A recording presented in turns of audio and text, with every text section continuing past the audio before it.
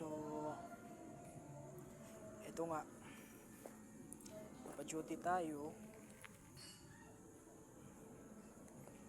Nakikita nyo, dyan sa may ilaw na yan, nandyan po yung bahay namin. Tapos, dito lang po sa may loob ng Vista Verde. Ayan po siya, subdivision po ito. But, duty ako ngayon doon po sa